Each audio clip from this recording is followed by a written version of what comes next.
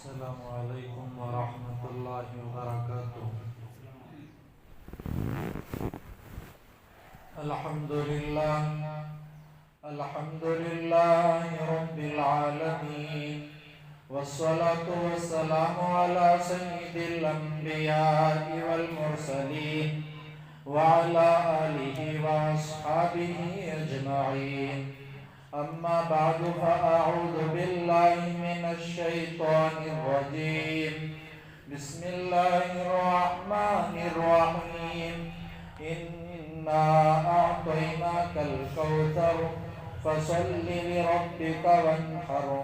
وقال تعالی فی مقام آخر، لن ینال اللہ لحومها ولا دماؤها ولكن يناله التقوى منكم۔ وقال تعالى في مقام آخر، وناديناه أن يا إبراهيم قد صدقت الرؤيا إنا كذلك نجزي المحسنين۔ صدق الله العظيم۔ وقال النبي صلى الله عليه وسلم، بلغوا عني ولو آية۔ وقال النبي صلى الله عليه وسلم، من حج لله فلم يرفث ولم يفسق رجع كيوم ولدته أمه، أو كما قال عليه الصلاة والسلام۔ اللهم صل على محمد وعلى آل محمد كما صليت على إبراهيم وعلى آل إبراهيم إنك حميد مجيد۔ اللهم بارك على محمد وعلى آل محمد كما باركت على إبراهيم وعلى آل إبراهيم إنك حميد مجید۔ محترم سامعین، برادران عزیز، چار چیزیں اس مختصر وقت میں عرض کرنی ہے۔ پہلی چیز عرفہ کے روزے کے تعلق سے عرض کرنا ہے، دوسرا تکبیرات تشریق کے تعلق سے، اور تیسری بات قربانی کے تعلق سے، اور چوتھی بات عید الاضحیٰ کی نماز کے تعلق سے اور عید الاضحیٰ کی رات میں عبادت کرنے کے تعلق سے کچھ ضروری باتیں عرض کرنی ہے۔ پہلی بات یہ ہے کہ آج حاجی حضرات کے واسطے وقوف عرفہ ہے، عرفات کا دن ہے، اور آئندہ کل یعنی ہم سب کے واسطے عرفہ کا دن ہے، اور آئندہ کل ہمارے لیے عرفہ کا روزہ بھی ہے۔ اس روزے کے بارے میں ہمارے نبی کریم صلی اللہ علیہ وسلم نے ارشاد فرمایا، جو کوئی عرفہ کے دن کا ایک روزہ رکھتا ہے تو یہ ایک روزہ اس کے واسطے ایک سال پہلے اور ایک سال پچھلے گناہوں کو معاف کرا دینے والا ہے۔ یعنی ایک سال پچھلے اور ایک سال آنے والے 2 سال کے گناہوں کے واسطے یہ کفارہ بن جاتا ہے۔ تو ایک دن کا روزہ تھوڑا قربانی دے کر رکھ لیں تو اللہ سے امید ہے کہ ہمارے پچھلے سال کے اور آئندہ سال کے 2 سال کے گناہوں کے واسطے یہ کفارہ بن جائے۔ مگر بات یہ بھی ہے، علماء نے یہاں یہ بات بھی فرمائی کہ جو گناہ معاف ہوتے ہیں اس سے مراد وہ صغیرہ گناہ ہیں، البتہ کبیرہ گناہ اور حقوق العباد کے تعلق سے جو گناہ ہیں یہ گناہوں کے واسطے معافی شرط ہے، معافی کے بغیر نہیں۔ البتہ اللہ تبارک و تعالیٰ معاف کر دیں تو یہ علیحدہ بات ہے۔ کئی ساتھی یہ سوال کر رہے ہیں کہ حاجی حضرات کے واسطے آج وقوف عرفہ ہے تو ہمارے واسطے آج ہی وقوف عرفہ یعنی عرفہ کا روزہ ہونا چاہیے تھا۔ دیکھیں، اس بات کا جواب یہ ہے کہ ہر جگہ اپنے افق کا اعتبار کیا جاتا ہے، چاند کے اعتبار سے۔ مثال کے طور پر وہاں ایک دن پہلے شب قدر ہوتی ہے اور یہاں ہمارے اس کے بعد والے دن شب قدر ہوتی ہے۔ چاند کے اعتبار سے ایک دن کم و بیش ہو جاتا ہے، تو ہمیں یہاں اپنے افق کا اعتبار ہوگا۔ تو آئندہ کل یعنی صبح بروز ہفتہ ہمارے واسطے عرفات کا دن ہے اور عرفہ کا روزہ ہے، تو اس روزے کے رکھنے کا اہتمام کر لے اور مستورات کو اپنے گھر کی زبان کی طرف توجہ دلائیں تاکہ وہ بھی اس روزے کا اہتمام کریں۔ اور دوسری بات اس دن کے تعلق سے یہ ہے کہ عرفات کے دن جو دعا بھی مانگی جاتی ہے اللہ تبارک و تعالیٰ اسے شرف قبولیت عطا کرتے ہیں۔ بدر کے میدان میں جنگ کرنے سے پہلے اللہ کے نبی صلی اللہ علیہ وسلم نے اس رات کو اللہ کو رو رو کر منایا تھا۔ بعد میں جنگ بدر کامیابی کامرانی کی منزل کو پہنچی تھی، اور اللہ کے نبی کے بارے میں یہ بات بھی ثابت ہے کہ عرفات کے دن بھی اللہ کے نبی صلی اللہ علیہ وسلم نے بہت ہی رو کر اللہ کو منایا تھا۔ تو ہمیں بھی چاہیے کہ یہ عرفات کا روزہ رکھ کر ہم اللہ کو منائیں۔ ہو سکتا ہے کہ ہمارے گناہوں کا نتیجہ ہو یا ہمارے ساتھ حالات آ رہے ہیں۔ تو بہرکیف پہلی چیز عرفہ کے روزے کے تعلق سے ہے تو عرفہ کے روزے کا رکھنے کا اہتمام کریں۔ اور دوسری بات تکبیرات تشریق کے تعلق سے ہے۔ تکبیرات تشریق ایک واجب عمل ہے۔ 9 ذی الحجہ کی فجر سے لے کر 13 ذی الحجہ کی عصر تک مرد حضرات کے واسطے واجب ہے، اور بعض علماء نے مستورات کے واسطے بھی واجب کہا ہے اور بعض نے مستحب کہا ہے۔ بہرکیف دیکھیں مرد حضرات کے واسطے واجب ہے جب بھی نماز کا سلام پھیر دیا جائے تو فوراً بلند آواز سے ایک مرتبہ اللہ اکبر لا الہ الا اللہ واللہ اکبر وللہ الحمد بلند آواز سے پڑھنا واجب ہے۔ ہمارے یہاں الٹی گنگا شروع ہو چکی ہے۔ بات یہ ہے کہ بہت ساری مسجدوں میں دیکھا بھی گیا کہ اسے بلند آواز کے بجائے آہستہ سے اللہ اکبر بلند آواز سے نہیں پڑھتے بلکہ آہستہ آواز سے پڑھتے ہیں۔ کتابوں میں لکھ کر ہے کہ یہ خلاف سنت ہے۔ متوسط بلند آواز سے پڑھنا یہ واجب ہے۔ حضرت مفتی شفیع عثمانی رحمت اللہ علیہ فرمایا کرتے تھے کہ یہ تکبیرات تشریق رکھی ہی اس لیے گئی ہے کہ اس سے شوکت اسلام کا مظاہرہ ہو، تو اسے بلند آواز سے پڑھا جائے، آہستہ آواز سے نہ پڑھا جائے، بلکہ ایسی آواز سے پڑھا جائے کہ اس سے مسجد گونج اٹھے اللہ اکبر کی آوازوں سے۔ اور دیکھیں اگر کسی کی جماعت کی نماز چھوٹ گئی، منفرد انفرادی طور پر اکیلا کوئی نماز پڑھ رہا ہو، تو ایسے موقع پر آہستہ پڑھے، بلند آواز سے نہیں، مگر پڑھے تو ضروری ہے، پڑھنا تو ضروری ہے۔ اگر کوئی مقتدی مسبوق ہو گیا یعنی 1 رکعت 2 رکعت 3 رکعت چھوٹ گئی، سلام پھیرنے کے بعد جماعت سے بلند آواز سے پڑھا گیا، بعد میں اس کو چاہیے کہ جب یہ اپنے سلام سے فارغ ہو تب 1 مرتبہ آہستہ آواز سے پڑھے، بلند آواز سے نہ پڑھے۔ اگر کسی کی ان دنوں کی نماز قضا ہو گئی، مثال کے طور پر آئندہ کل ہفتہ ہے، ہفتے کی ظہر کی نماز کسی کی چھوٹ گئی اور وہ یہ تکبیرات تشریق کے ایام یعنی دن گزرنے کے بعد اس نماز کی قضا کرتا ہے، تو تب بھی اس کو ضروری ہے کہ جب اس نماز کی قضا کرے تو اس نماز کی قضا کے بعد 1 مرتبہ آہستہ آواز سے اس تکبیرات تشریق کو ضرور کہے، اس لیے کہ اللہ تبارک و تعالیٰ نے ہمیں یہ بہت اہم چیز دی ہے۔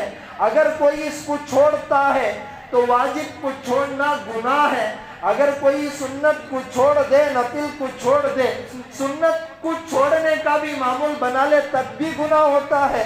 اگر کبھی کبھی سنت چھوٹ جائے تو گناہ نہیں ہوتا، اور نفل پڑھے تو ثواب ہے، چھوڑنے میں گناہ نہیں ہے، مگر یہ واجب عمل ہے۔ اگر کسی کا یہ واجب عمل چھوٹ جاتا ہے تو واجب عمل چھوٹنے کی وجہ سے اسے گناہ ہوتا ہے۔ اگر ساری جماعت میں سے کسی کو ایک کو یاد آئے تو فوراً بلند آواز سے پڑھے تاکہ دوسرے حضرات کو بھی یاد آ کر دوسرے حضرات بھی فوراً یہ تکبیرات تشریق کو پڑھنا شروع کر دیں، تاکہ یہ بلند آواز کے ذریعے سے شوکت اسلام کا مظاہرہ ہو اور لوگوں کے دلوں میں یہ بات اتر جائے۔ اور خواتین ہماری مائیں بہنوں کے واسطے یہ مستحب کا درجہ بعض علماء نے فرمایا اور بعض علماء نے فرمایا کہ یہ واجب کا درجہ رکھتا ہے۔ مستورات اس بات کا اہتمام کر لیں، وہ اکیلی نماز پڑھتی ہیں، جب سلام سے فارغ ہو کبھی کبھار بھول ہو جاتی ہے، تو اس لیے جہاں نماز پڑھنے کی جگہ ہے اپنے سامنے یہ تکبیرات تشریق کو لکھ کر لٹکا لیں، تاکہ جب سلام سے فارغ ہو تو تکبیرات تشریق پر جو ہی نظر پڑے تب آسانی کے ساتھ یہ تکبیرات تشریق وہ کہہ سکیں۔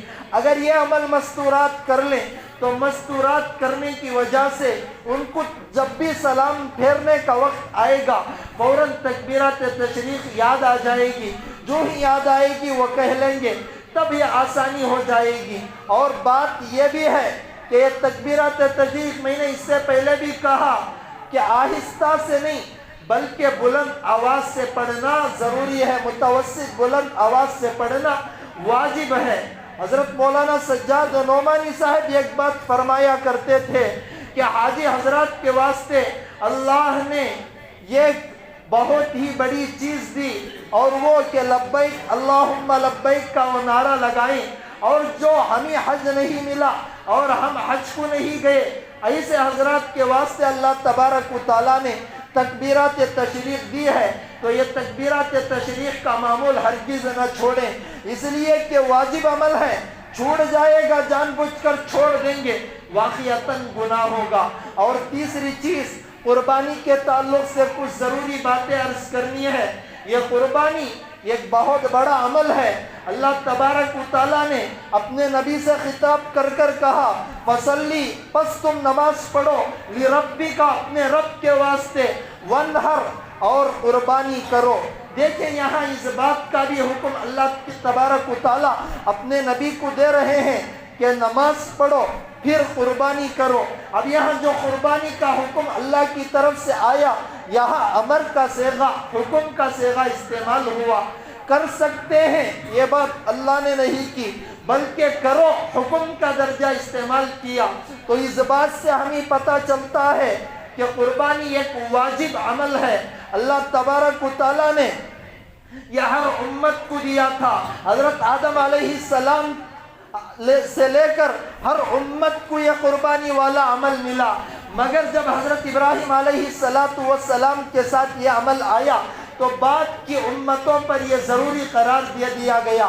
حضرت ابراہیم علیہ السلام کو خواب میں یہ دکھلایا گیا کہ حضرت ابراہیم علیہ السلام اپنے بیٹے کو ذبح کر رہے ہیں۔ اگر اللہ چاہتے وحی کے ذریعے سے بھی ابراہیم کو یہ حکم ہوتا کہ ابراہیم اپنے بیٹے کو ذبح کرو، مگر انبیاء کا خواب بھی وحی کے مانند ہوتا ہے۔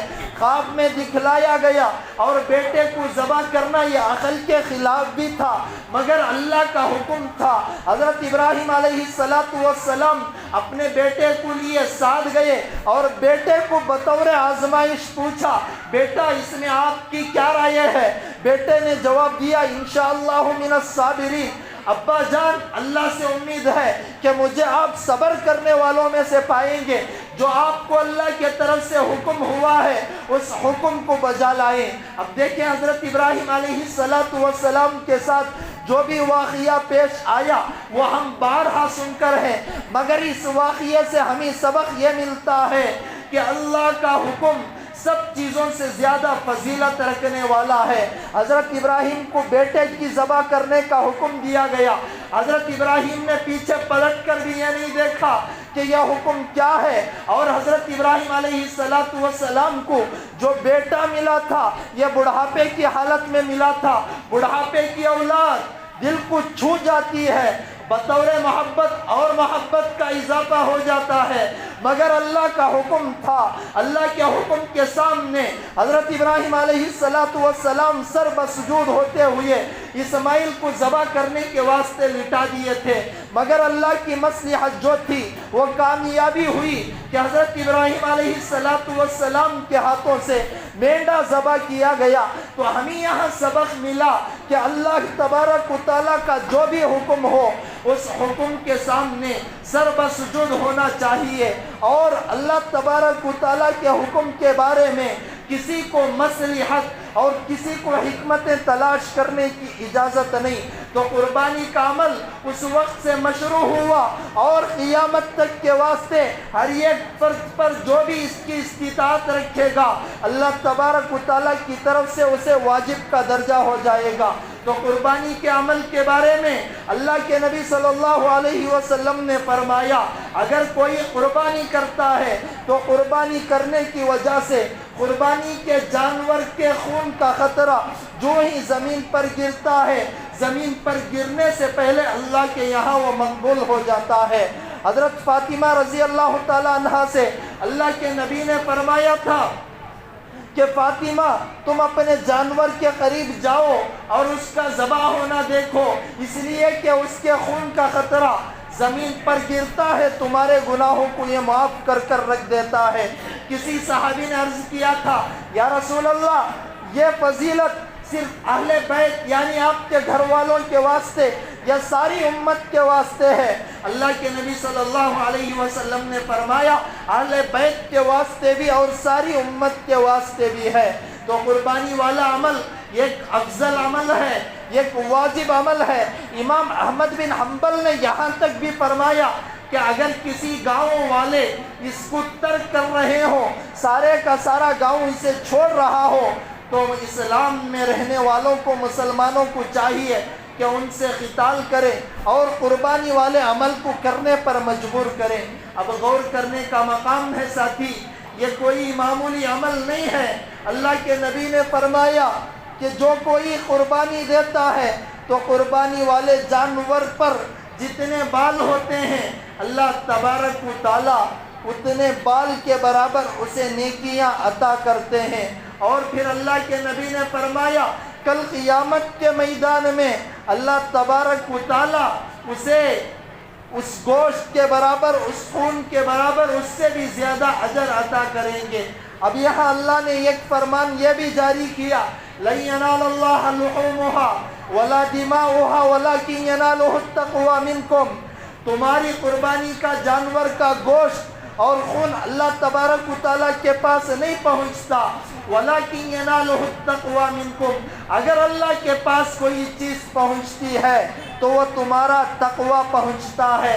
تو جو بھی قربانی دیں بس تقوی کے ساتھ دیا کریں، اخلاص کی یہاں بھی اللہ تبارک و تعالیٰ دعوت دے رہے ہیں۔ تو ہمیں ضروری ہے کہ جو بھی قربانی دیں بس خالص اخلاص کو سامنے رکھ کر قربانی کے جانور کو ذبح کریں۔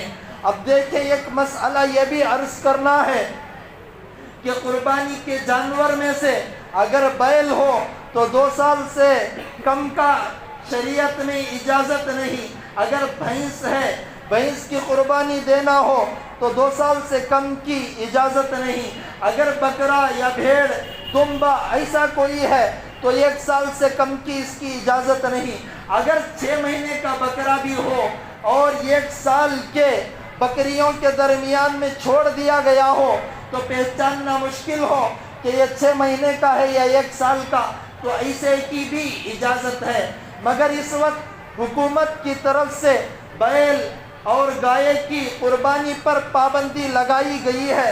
تو اس وقت علماء نے یہ مسئلہ بیان کیا ہے کہ اگر یہاں ہماری ریاست کے اندر قربانی بیل کی گائے کی دینا حکومت کے خلاف ہو، قانون کے خلاف ہو، تو ایسے وقت میں چاہیے کہ دوسری ریاستوں کے اندر جہاں ہمارے لیے تسلی ہو اور وہاں قانونی کوئی پابندی بھی نہ ہو تو اس جگہ تسلی اگر ہمارے دل کو ہو رہی ہو تو ایک حصے میں شامل ہو کر ہم وہاں اپنے جانور کا حصہ لے لیں تاکہ ہمارے طرف سے قربانی ادا ہو۔ مگر اس وقت جب ہمارے دل کو وہاں کی قربانی سے تسلی ہو رہی ہو اور یہ تو غیر مطلوبہ ہے، وہاں سے گوشت ہم تک پہنچتا تو نہیں، غریبوں میں تقسیم ہوتا ہے، اور ہمیں اس بات کی تسلی ہو کہ اس سے ہماری قربانی ادا ہو رہی ہو۔ اگر ہمارے لیے تسلی نہ ہو تو ایسے موقع پر یہاں ایک بکرا دینے کی قربانی کی کوشش کریں۔ اگر اتنا مال مہیا نہ ہو تو ایسے موقع پر قربانی کے جو 3 دن ہیں، یہ 3 دن گزرنے کا انتظار کریں۔ اگر ان 3 دنوں کے اندر راستہ صاف ہو گیا تو ایسے موقع پر راستہ صاف ہونے کے بعد قربانی کر لیں، ورنہ ایک حصے کی قیمت صدقہ کر دیں۔ اب مسئلہ یہ بھی بیان کرنا ہے، کئی ساتھیوں کے اوپر قربانی اس وقت واجب ہے، بس گھر کے تمام افراد کی طرف سے ایک بکرا قربانی کر دیے اور بری الذمہ، اس سے قربانی ادا نہیں ہوتی، بلکہ قربانی جس پر بھی واجب ہو ہر ایک پر ادا کرنا ضروری ہے۔ مثال کے طور پر شوہر کما رہا ہو اور نصاب کے بقدر مال ہو تو اس پر بھی واجب ہے۔ اگر بیوی کے پاس اتنا سونا ہو جس سونے پر زکوٰۃ ضروری ہوتی ہو تو بیوی کے نام سے بھی قربانی ضروری ہو جاتی ہے۔ اب یہاں شوہر صرف ایک بکرا لے کر دے دے اور بیوی کی طرف سے ادا، ہرگز ایسا نہیں ہو سکتا، بلکہ بیوی کی طرف سے علیحدہ قربانی، جس کے اوپر قربانی ضروری ہے ہر ایک کی طرف سے قربانی ادا کرنا ضروری ہے، ہر ایک کی طرف سے قربانی دینا ضروری ہے۔ اب اگر سہولت میسر نہ ہو تو ایسے موقع پر علماء نے یہ فتویٰ دیا کہ دوسری ریاستوں میں دیا جائے۔ اگر تسلی نہیں ہو رہی ہو غیر مطلوبہ قربانی کے اوپر تو اس موقع پر ویڈیو وغیرہ نہ کرائیں۔ اگر ہمیں وہاں حصہ لے رہے ہوں تو ویڈیو کال کے ذریعے سے بھی معلوم کر سکتے ہیں کہ ہمارے جانور کی قربانی ہو رہی ہو۔ اتنا میسر نہ ہونے کے موقع پر 3 دن گزرنے کے بعد ہمیں اس قیمت کا صدقہ کر دینا ضروری ہوگا۔ یہ 3 دن سے پہلے اگر ہم قیمت صدقہ کر رہے ہوں تو ہماری قربانی ادا نہیں ہوگی۔ مسئلے کو بغور سمجھیں۔ کئی ساتھی یہ کہتے ہیں کہ دیکھیں اگر سہولت میسر نہ ہو تو ایسے موقع پر قربانی کی قیمت صدقہ کر دینے سے قربانی ادا ہو جاتی ہے۔ قربانی ادا نہیں ہوتی۔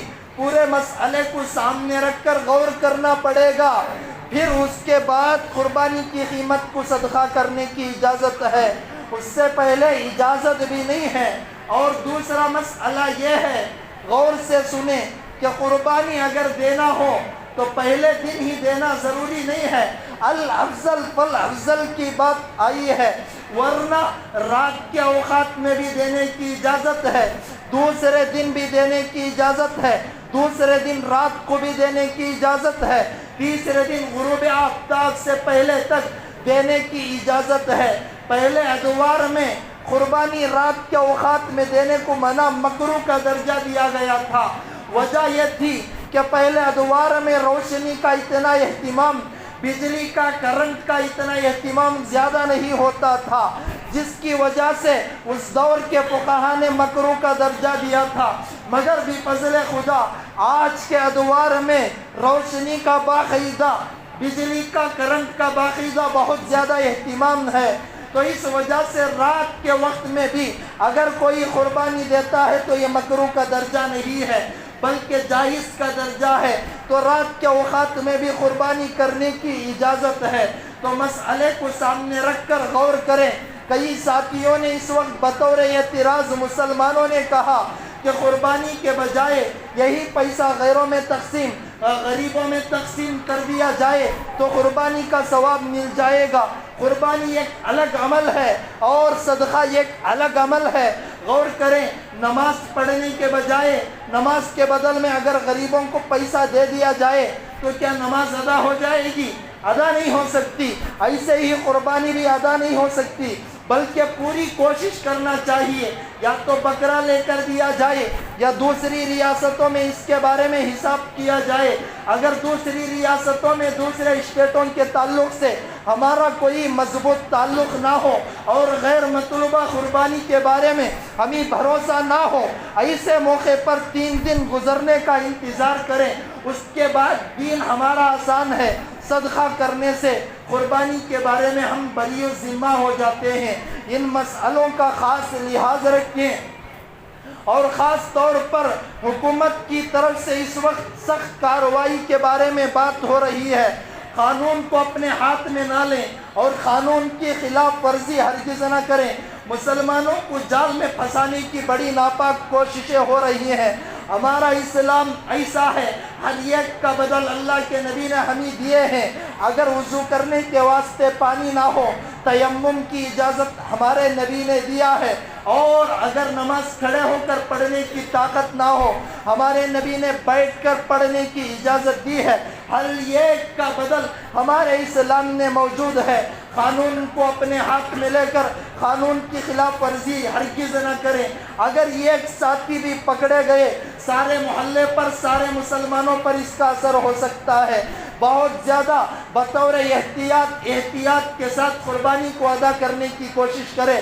ہمارے نبی نے تو ہمیں 3 دن دیے ہیں، ہمارے نبی نے تو ہمیں 2 راتیں دیے ہیں قربانی کرنے کے واسطے۔ 3 دن کا بھی استعمال کریں، 2 راتوں کا بھی استعمال کریں۔ میرے اشارے کو سمجھے، میں کھول کر بات کو عرض نہیں کر سکتا، اس لیے بطور اشارہ کہہ رہا ہوں کہ ساتھی، ہمارے نبی نے 3 دن بھی دیے، 2 راتیں بھی دی، اور فرمایا ان 3 دن کے اندر جو بھی قربانی کرے گا تو پہلے دن والے کو جو ثواب ملے گا، دوسرے دن والے کو وہی ثواب، تیسرے دن والے کو وہی ثواب ملے گا۔ مگر بات یہ ہے، پہلے دن الافضل فالافضل کی بات آئی ہے۔ پہلے دن زیادہ ثواب کے بارے میں بعض علماء نے کہا کہ پہلے دن ثواب زیادہ ہوگا، مگر ان ادوار کو، ان مسائل کو رکھ کر ہم دیکھیں تو دوسرے دن بھی اللہ کی طرف سے وہی ثواب، تیسرے دن بھی اللہ کی طرف سے وہی ثواب ملے گا۔ اور خاص طور پر میں اپنے نوجوانوں سے کہتا ہوں، نوجوان اپنے جوش کو اپنے قابو میں رکھیں، بھڑک کر کام ہرگز نہ لیں۔ خاص طور پر اس وقت مسلمان نوجوانوں کو نشانہ بنایا جا رہا ہے۔ مسلمان نوجوان بہت زیادہ ہوشیاری سے کام لیں، ورنہ اگر کوئی ایک ساتھی بھی پکڑ کر ایک ساتھی کو بھی 7 سال کی جیل کے واسطے روانہ کیا جائے گا، یہ سالوں کے اوپر برا اثر پڑ سکتا ہے۔ بہت زیادہ احتیاط کر لیں۔ اور چوتھی بات، عید الاضحیٰ کی نماز کے تعلق سے مجھے عرض کرنا ہے، عید الاضحیٰ کی جو ہی رات آئے، یعنی ہمارے سمجھنے کے اعتبار سے صبح شام کی رات، اس رات میں عبادت کے واسطے جاگنا یہ مستحب عمل علماء نے لکھا ہے۔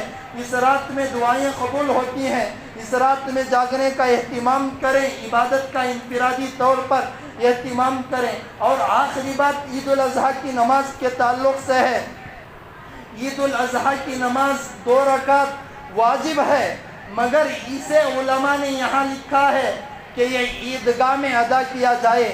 نبی نے ایک بات فرمائی، غور کر لیں، جو کوئی قربانی کرنے کی طاقت رکھتا ہو، اس کے باوجود قربانی نہ کرے تو اسے چاہیے کہ وہ ہمارے عیدگاہ کے قریب بھی نہ آئے۔ یہاں نبی نے عیدگاہ کا لفظ استعمال فرمایا، مسجد کا لفظ نبی نے استعمال نہیں فرمایا۔ تو اس سے ہمیں سبق ملتا ہے، عید کی نماز عیدگاہ میں ادا کرنا افضل ہے، اور عیدگاہ میں ادا کرنے پر اللہ کی طرف سے زیادہ ثواب ملتا ہے۔ اس وقت حالات کی نزاکت بڑی کٹھن چل رہی ہے، تو مسلمانوں کو چاہیے کہ مسجدوں کو اس وقت اللہ کے واسطے چھوڑ دیں۔ اجتماعی سنت تھی، اجتماعی سنت کو مسلمانوں نے چھوڑا، حالات اجتماعی طور پر مسلمانوں کے اوپر آ رہے ہیں، اور اجتماعی طور پر مسلمان اس وقت بڑی پریشانی کے عالم میں مبتلا ہیں۔ دیکھیں، اجتماعی سنت چھوٹی، اجتماعی پریشانی آئی، اجتماعی سنت پر عمل کریں۔ اجتماعی طور پر اللہ تبارک و تعالیٰ سے امید ہے اللہ اس پریشانی کا خاتمہ فرمائیں گے۔ تو اس لیے میں سب سے گزارش کرتا ہوں، خاص طور پر میں ذمہ دار حضرات سے گزارش کرتا ہوں کہ عید کی نماز اگر بارش ہو تو اس موقع پر سخت بارش ہو جائے تو مسجدوں میں ادا کریں۔ معمولی بارش کے بہانے سے عیدگاہ کو ہرگز فراموش نہ کریں۔ اگر معمولی بارش ہو تو ایک مرتبہ اللہ کے واسطے ہم بھگ کر ہی صحیح عید کی نماز عیدگاہ میں ادا کریں گے۔ اس پریشانی کو، اس قربانی کو دیکھ کر اللہ اجتماعی پریشانی کا خاتمہ فرمائیں گے۔ اور اگر ہلکی سی بارش ہو رہی ہو تو مریضوں کے واسطے، بزرگوں کے واسطے مسجد کا انتظام کر لیں۔ اور جو نوجوان ہیں جن کو اللہ نے جسم میں کچھ طاقت دی ہے، ایسے حضرات عیدگاہ میں ہی جا کر عید کی نماز ادا کریں۔ من احیا سنتی عند فساد امتی فلہ اجر 100 شہید، میرے نبی کا فرمان ہے جو کوئی میری سنت کو اس وقت زندہ کرے جس وقت سنت چھوڑی جا رہی ہو، تو اللہ اسے 100 شہیدوں کا ثواب عطا کریں گے۔ اس وقت سنت ادا کرنے میں کچھ پریشانی ضرور ہوگی، مگر اس پریشانی کو لے کر ہم اگر عیدگاہ میں جا کر عید کی نماز ادا کریں گے، ہلکی سی بارش کو لے کر ہی صحیح عیدگاہ میں عید کی نماز ادا کریں گے، اللہ سے امید ہے اس کا بدل اللہ تبارک و تعالیٰ اس کے اچھے اعمال اور اس کے اچھے اقوال اور اس کے اچھے اثرات ظاہر فرما کر رہ دیں گے۔ تو اسی لیے اجتماعی سنت پر عمل کرنے سے بہت ساری سنتیں اس میں ادا ہوتی ہیں۔ پہلی سنت یہ ادا ہوگی، 2 یا 3 منٹ میں وقت زیادہ لے رہا ہوں، آئندہ بار سے انشاءاللہ احتیاط کروں گا۔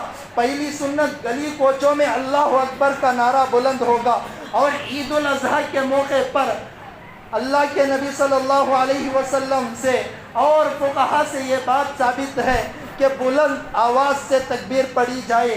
عید الفطر کے موقع پر آہستہ آواز سے تکبیر پڑھی جائے، یہاں بلند آواز سے پڑھا جائے گا۔ پہلی سنت پر عمل ہوگا۔